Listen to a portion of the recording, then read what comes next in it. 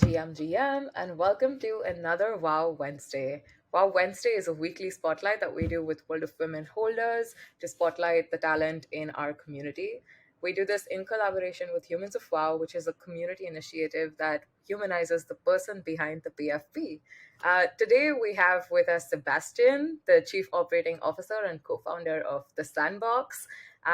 Everyone here, I'm sure, knows what the Sandbox is. It's a metaverse, it is one of my favorites, and World of Women has had a pretty long-standing partnership with the Sandbox. So we're super grateful to have Seb here with us. Let me just check if he's up on the stage. Sorry for the setup issue on my side, but everything should be good now. Very excited to catch up some of the news with the leading women community in Web3. Yeah, we're so excited to have you here with us, and thank you for taking the time. And is the setup issues I think are behind us. I feel like we don't have any echoes as such anymore. So glad that that's behind. But let's talk about you, Seb, and the Sandbox. Tell us a little bit about your background and what your first interaction with metaverses was. All right. Well, I think I've been a geek and an early adopter of pretty much every gaming console and technology from the very early days.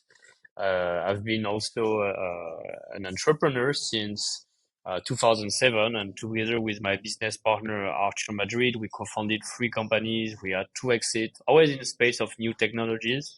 We spent since 2011, so already 12 years, our time in mobile gaming as we saw an opportunity with smartphones to create our own studios and develop our games. Those games back then were very focused on like character driven stories. We wanted to create worlds where users could engage with the content and even make their own world. So that was the genesis of Sandbox, originally on mobile in 2012. We we always see like technology as a way to empower people, and I think this idea that anyone could become a creator just by their finger, magic of their finger, touching the screen, dropping pixel elements that take life, and sharing their creation online. That's what drove the original success of Sandbox and made us so passionate about the idea. Like, yes, we want to empower everyone to become a creator. We feel like this is something that's in us, and um, we want to make that accessible to as many people as possible. Even though that was successful and we had 40 million installs, 70 million player made creations, we also had a frustration at some point. You know, like you're so close to the creator, you engage with them on a daily basis, you feature that content, you develop that community, and then one day you see your best performing creator, the one that like drive the most success and happiness around the community, they leave. So you wonder like what's happening, like what is going on, and you see that well, even people are really happy to get their moment of fame, to be featured as creators and recognized for their work. Just pure social recognition wasn't enough. They wanted to get like, you know, like I spend a substantial amount of time as part of this community. It should be part of sharing some of the revenue that we helped to drive. And there was no way we could do that. Like we wanted to, we tried very manual things, but the technology itself was limited. And then in 2008, 17 or 18, we found about blockchain and NFTs. And we saw on that technology a solution to this problem by allowing creators to own their content, use them the way they want, in Sandbox, in a game maker, but also on marketplaces and so on. And that's like, again, like we were really excited because oh, right, like the thing that drives us, that mission, like now it can be multiplied thanks to the power of that technology. And well, we spent the last 4 years to grow Sandbox no longer just as a game, but as a platform with several tools, a 3D editor, a game maker, no code, so people can create without any knowledge of programming, a marketplace, a map, and so on. And with many partnership and connecting the Web3 ecosystem with communities, including World of Women communities. I think it's been a great journey overall, and still very early on in what the overall vision of what we want to build. as someone who like comes with a background in the creator economy, I think that what you said is so powerful. Like at the end of the day, Web3, it is all about empowering creators to own their platforms, to own their content and build their own distribution. How did this like what was your first exposure to this whole concept of creators owning their content and their platform, and how did you work with the team at Sandbox to execute it? Because I'm sure it must have been super challenging in the early days of Web3. You guys were one of the first movers to make this whole metaverse thing happen. So, tell us what that was like to be in the Sandbox office and throwing this insane idea. Well, I don't think there's anything insane about it. Like, quite interestingly, even we've been pioneers in the adoption of the technology.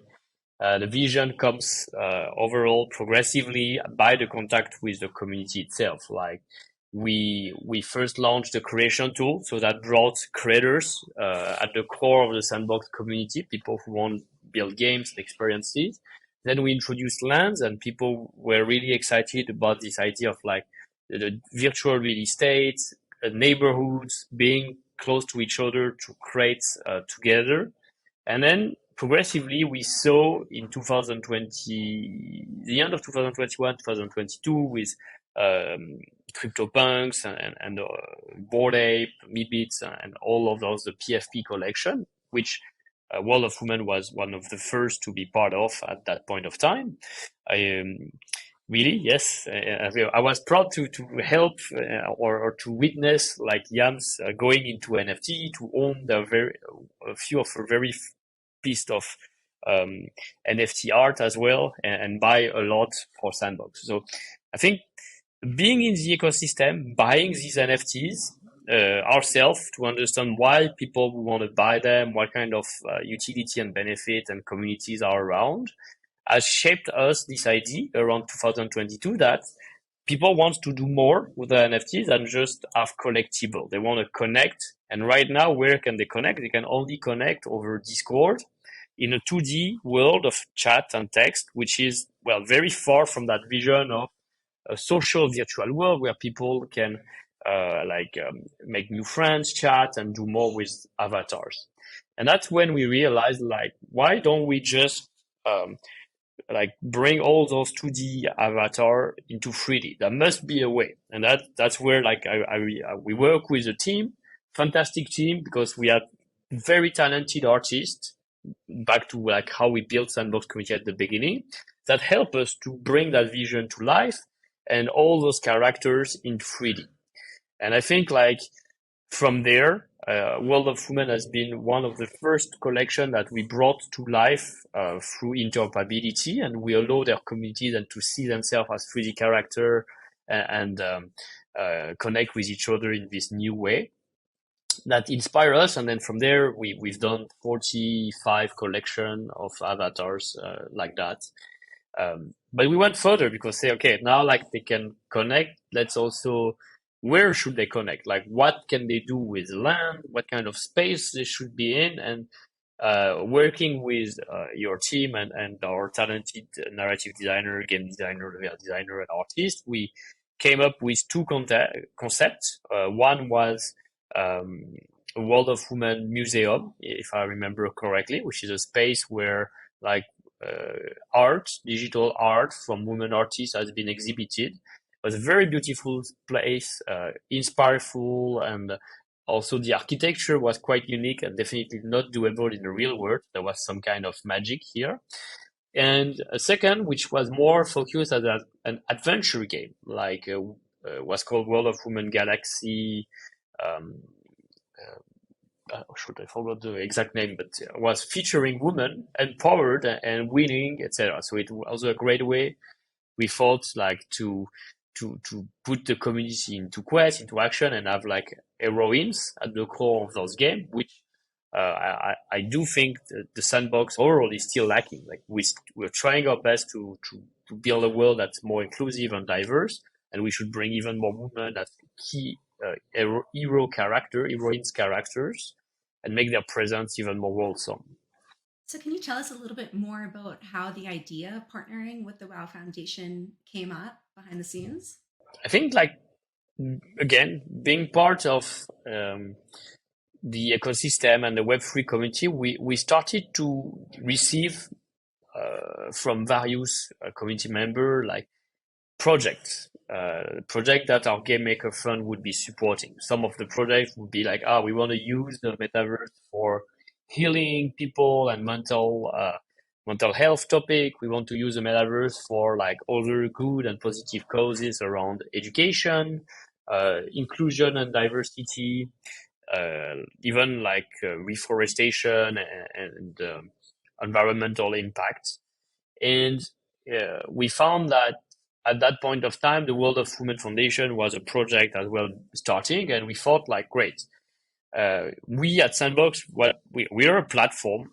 We provide the technology and the tools. We are here to empower. We create some content with the 400 brands and partners we have, but we cannot run all of those ourselves. That's not our role. We don't have the logistic, the people, the connection on the ground, or even the legitimacy to do that. So how about we partner with key actor in the space? And the very first we did, I remember, was UNICEF Crypto. We partnered with them. We organized a land sale, was very successful and helped us to give all the proceeds, which was over 100,000 euros or dollars by then, towards for them, for their crypto fund. Then we did one with WeForest in terms of reforestation, and then we thought, okay, which are the other areas we can keep expanding that and have like a metaverse for good kind of approach, and who do we know which is legitimate in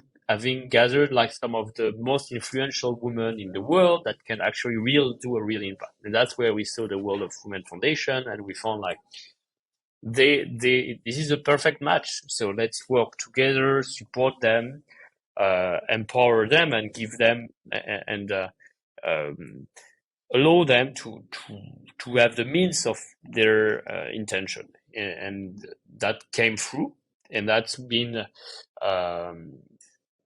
first initiative of that scale that we've done. I think it's been a little bit over a year ago, if I remember correctly.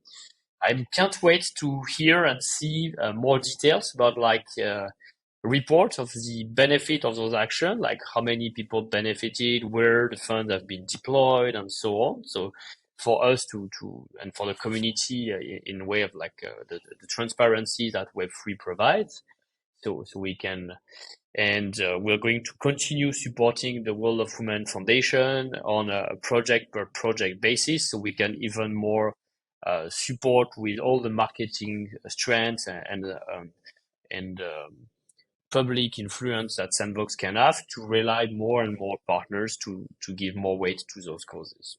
We love that, and we're beyond grateful for your partnership. You guys have been super, super supportive about, just empowering World of Women to onboard the next generation of women into NFTs. I think it is a pretty mighty mission, and it's always good to have allies on our side as we embark on this. So shout out to you for being an ally, a male ally. Fun fact: you're actually the first male to be on the show, so it's something to celebrate for all of us that are involved, or the weekly listeners. But anyway, tell us a little bit about your personal WoW story. Like, what were your thoughts when you first heard about World of Women? What made you, get into the project? Because the Sandbox has one of the arguably one of the most beautiful WoWs, Aurora, who the community named. And we'd love to hear about what your personal first interaction was with the project. Of course. Well, I think I'm very happy that uh, what we do can indeed like be a driving force for like positive impact, and that can be used for people to bring and turn their ideas into something concrete. I'm very happy when I hear that uh, we've changed some of people's lives. They discovered they could become creators. They found a new vocation, and even launching their studio and being successful at this as they became metaverse builders. And ultimately that we can offer many new opportunities based on that. So that makes us really excited, and I feel like, okay, it's part of like why we exist and what we can do better.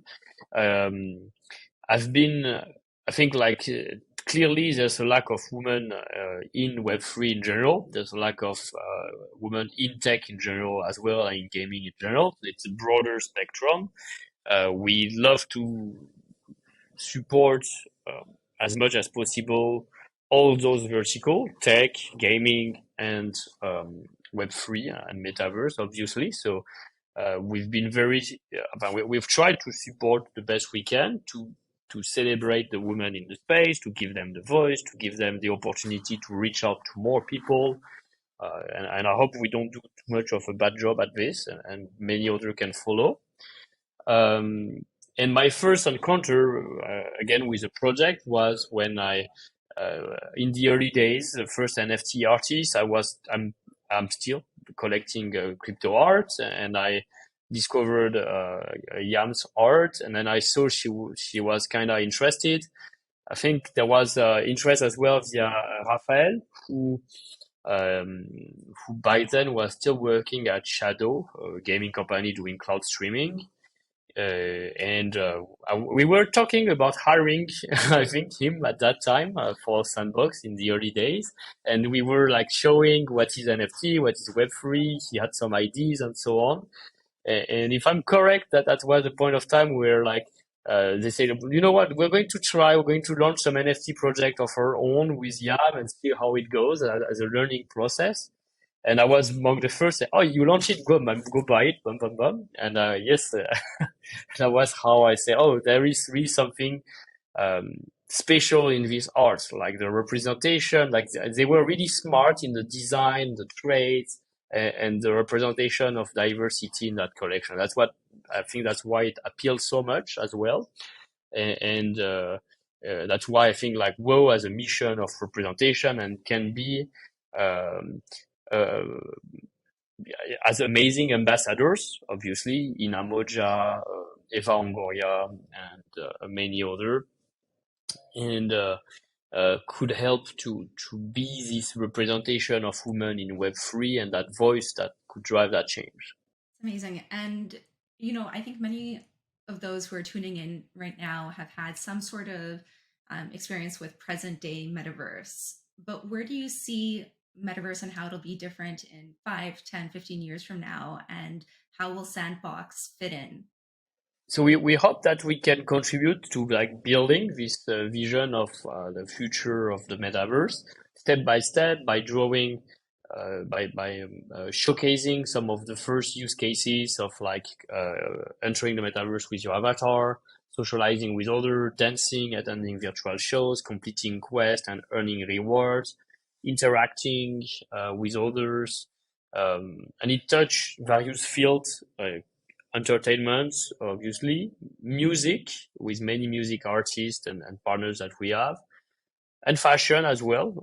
Like we have many in our collection of unique avatars as NFTs. We had partnership with Gucci, British Fashion, the CFDA, and Charles and Keith more recently as well. And we've developed many neighborhoods on the map, including one that we announced was British-verse, Turkey-verse, Dubai-verse, Singapore-verse, Korea-verse, etc. So multicultural, more rich, more creative in that sense, in the culture, and driving people to connect from all places of the world.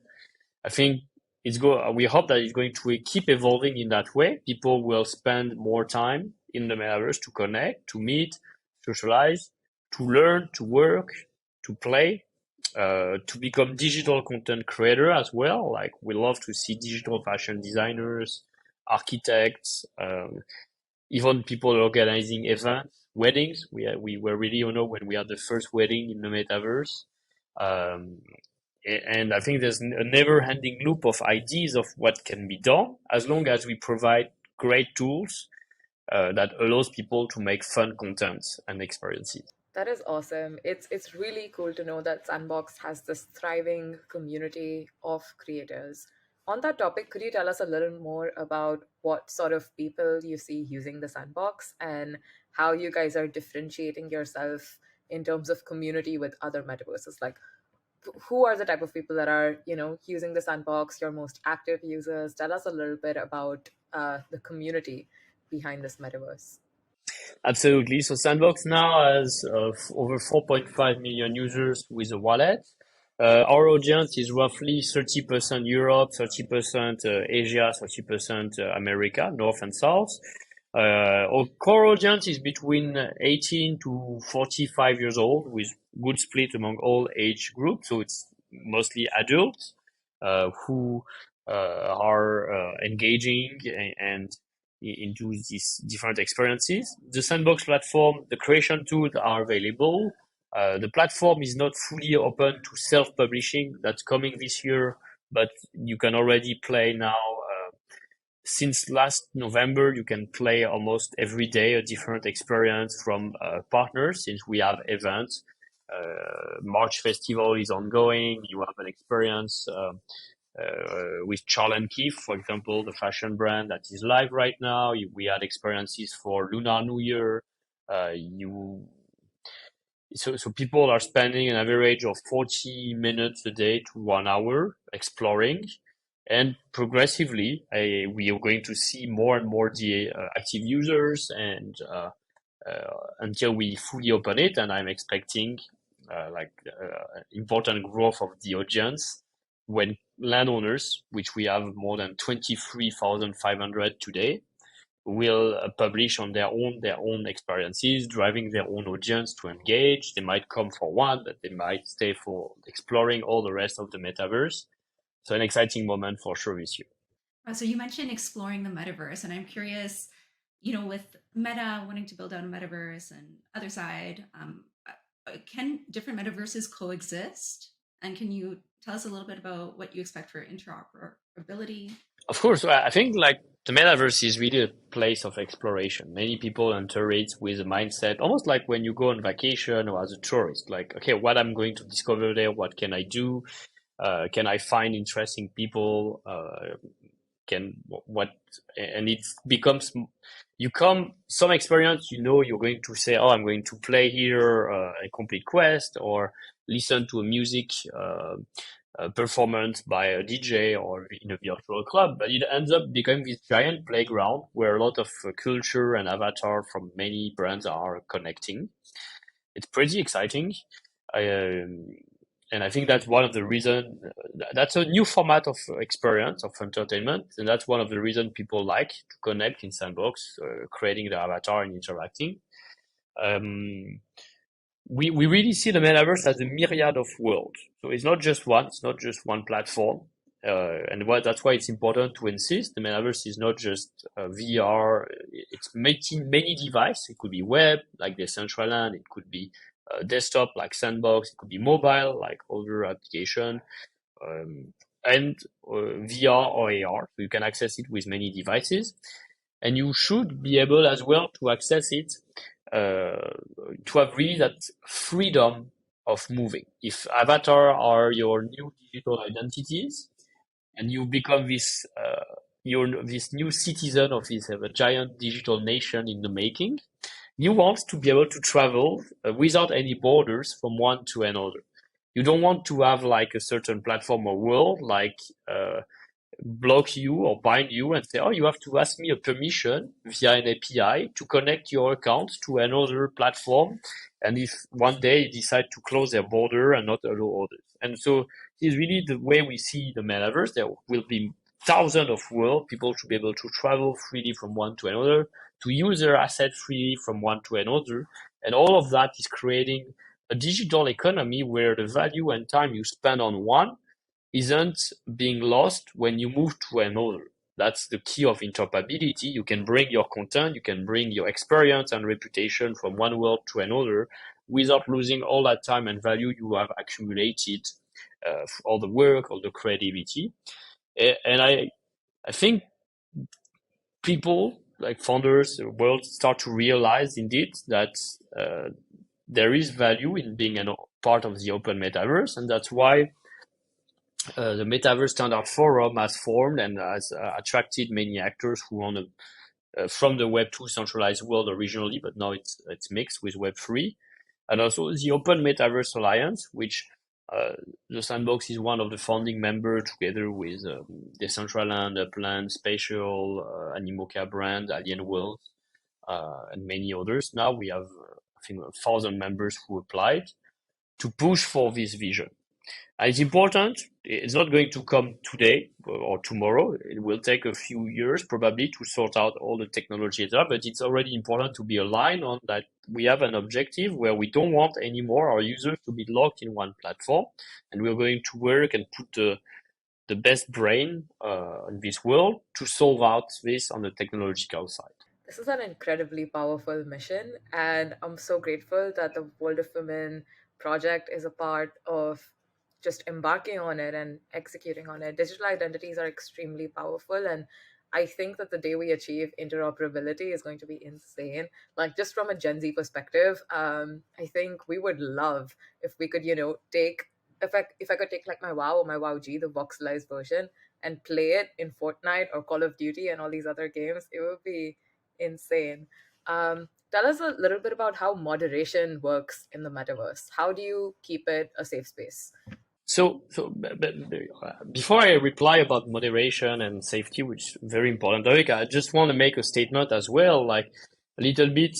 The World of Women collection has been the pioneers in interoperability. You were one of the first NFT collection that truly went from one application, one world to another with your NFT. It was not like I own an NFT, so someone airdrops me another which I can use to play into another application.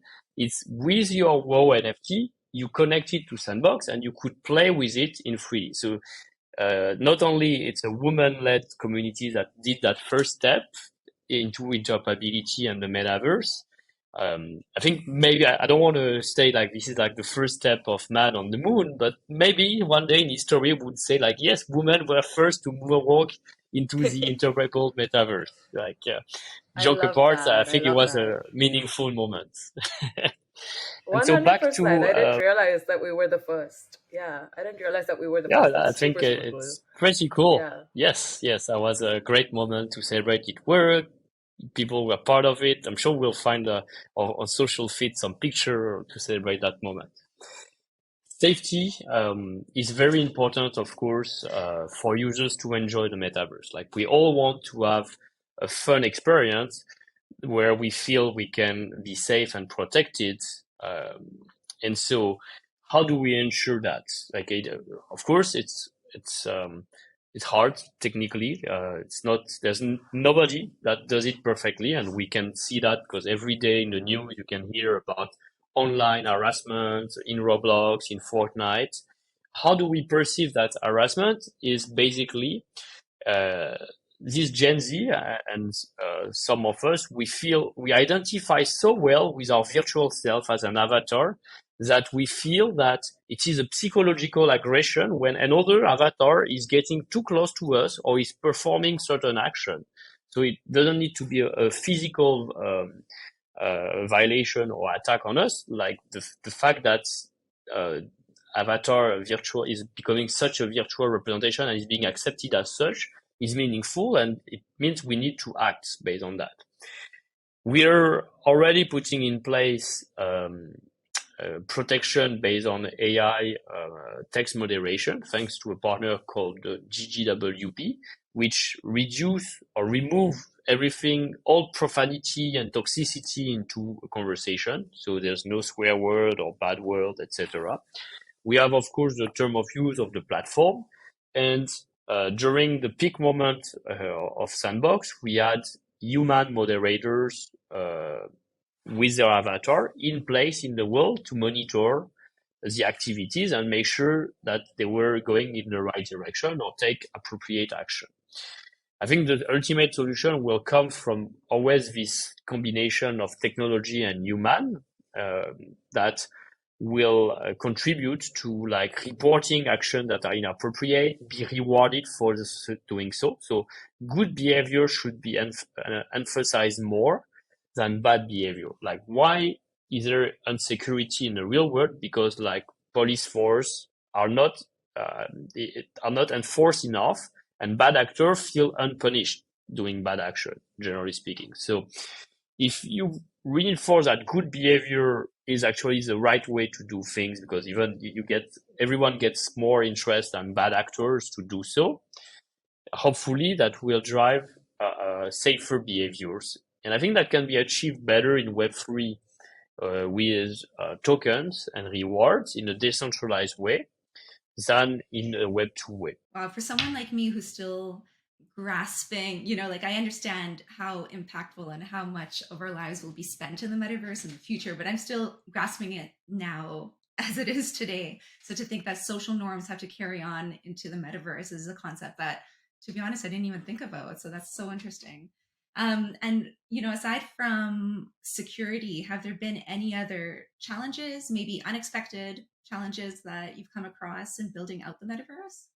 Well, of course, like I think every day, every day there's a new challenge, as an entrepreneur on your journey to build something.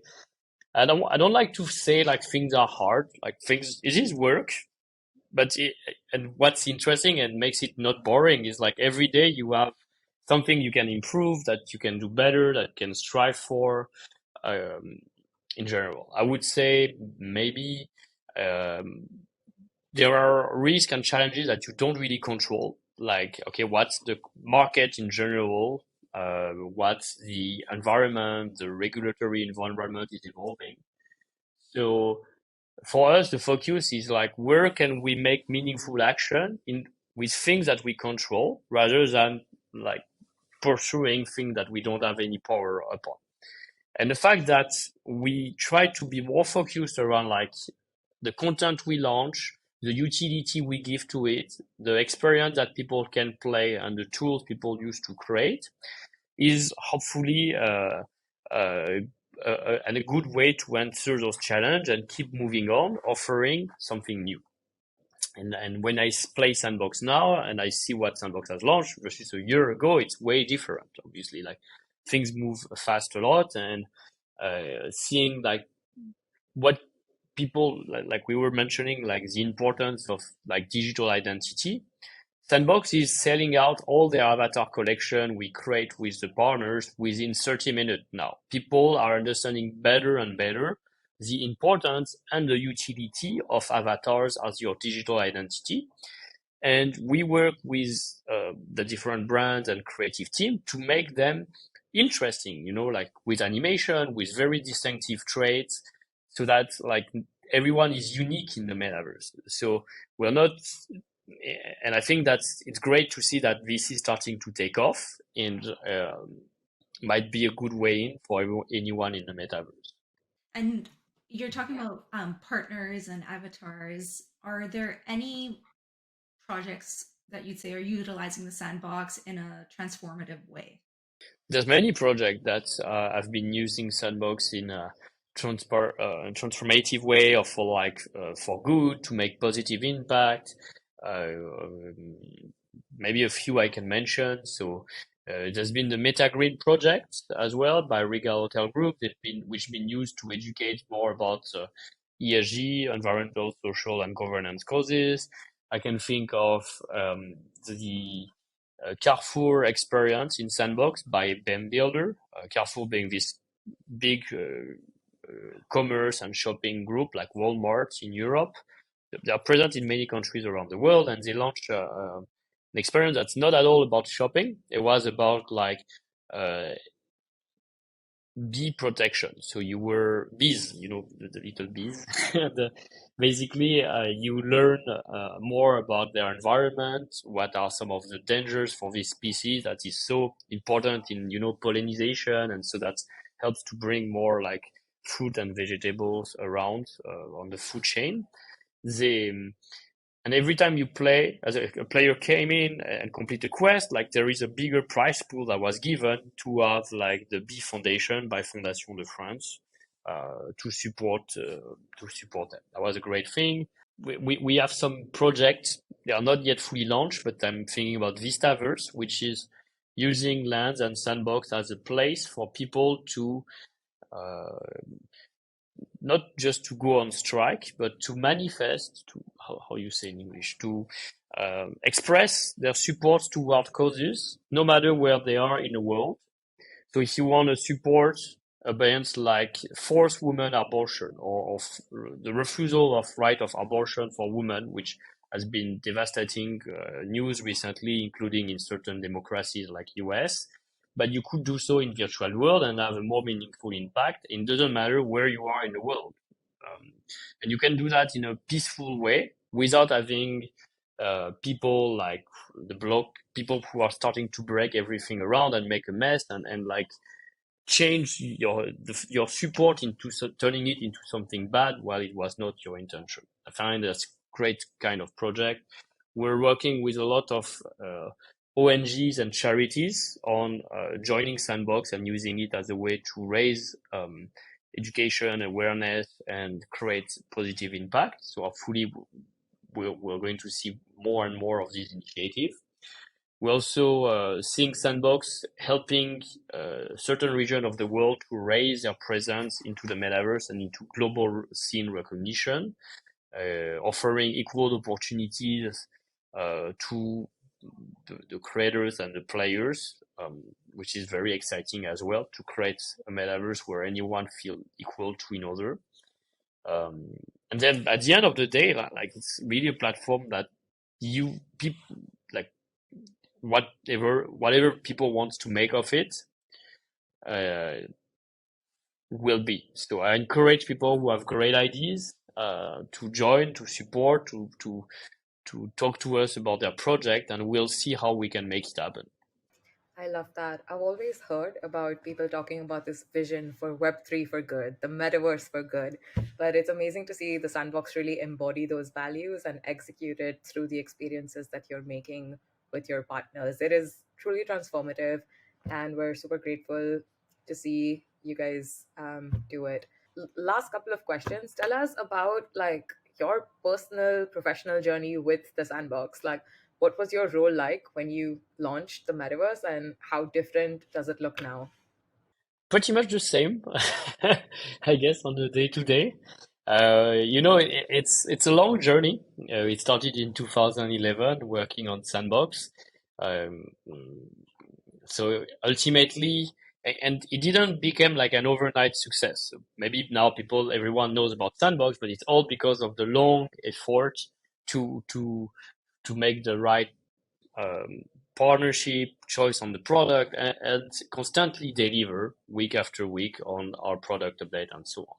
When we were in 2018, one of the pioneers in blockchain gaming, there was like maybe 5 projects: OpenSea, CryptoKitties, Axie Infinity, Sandbox, and Animoca brands in the space, more or less. Lucky for us, the 5 of them are still there. That's exciting today. But having I think it's very important to stay down to earth about everything we do and be very thankful to the community and the partners and the team that we can build that vision and keep building that vision over time when we see the different market trends, obviously. The fact that being down to earth, why? Is because the real competitors of Sandbox, they are the Web2 platform with hundreds of millions of users, if not billion of users. We have 4.5. You know what? At the end of the day, it's still so little. So I have so much work ahead of us probably for more than 10 years to keep building that.